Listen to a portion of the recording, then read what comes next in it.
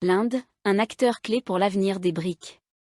Le groupe BRIC, formé au milieu des années 2000 et regroupant le Brésil, la Russie, l'Inde, la République populaire de Chine, RPC, et, plus tard, l'Afrique du Sud, fait face à des défis croissants à mesure qu'il s'élargit. Outre le ralentissement économique mondial, l'organisation doit faire face à des tensions géopolitiques croissantes et à des pressions internes, notamment des problèmes de coordination, des désaccords et des priorités divergentes parmi ses membres, selon les analystes. En début d'année 2024, l'Égypte, l'Éthiopie, l'Iran, l'Arabie saoudite et les Émirats arabes unis ont rejoint le groupe après que les membres fondateurs ont approuvé cet élargissement lors de leur sommet d'août 2023 à Johannesburg, en Afrique du Sud.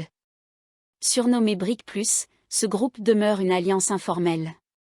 Cependant, il pourrait exercer une influence significative sur les relations internationales s'il devenait un véritable rival du G7, groupe des grandes nations industrialisées, selon les experts. Bien que l'élargissement puisse renforcer le statut des BRIC, admettre trop de nouveaux membres risque de diluer le groupe, le rendant inefficace s'il continue à fonctionner sur une base consensuelle, a écrit Anu Tran, chercheur principal non résident au Centre de géoéconomie du Conseil Atlantique, dans un article publié en août 2023 sur le blog New Atlanticist. Des États observateurs comme l'Afghanistan, la Biélorussie, l'Iran et la Mongolie souhaitent également devenir membres à part entière. Par ailleurs, 6 partenaires de dialogue, dont l'Arménie, l'Azerbaïdjan, le Cambodge, le Népal, le Sri Lanka et la Turquie, interagissent déjà avec le groupe. Sous la présidence nouvellement élue de Javier Milei, l'Argentine a retiré sa candidature en décembre 2023, selon la BBC. Plus de 20 autres pays ont exprimé leur intérêt à rejoindre les BRIC. L'avenir des BRIC dépendra grandement de la voie qu'ils choisiront.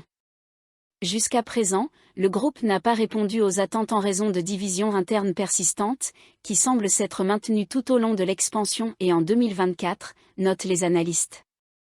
En particulier, l'Inde et la RPC divergent sur la direction que l'organisation doit prendre. L'Inde souhaite créer un système de gouvernance mondiale multipolaire, tandis que la RPC cherche à établir un mécanisme contrebalançant les États-Unis et leurs alliés. De plusieurs manières, l'Inde semble mieux placée pour favoriser un consensus et promouvoir des intérêts communs au sein du groupe.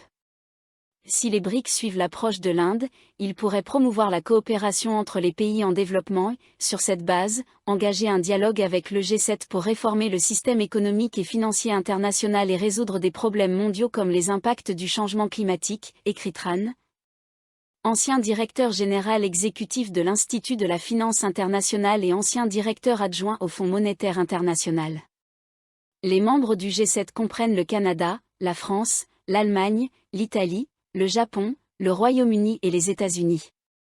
Cela pourrait séduire de nombreux pays en développement, qui souhaitent réformer le système international actuel sans prendre parti entre les États-Unis et la Chine, souligne Tran.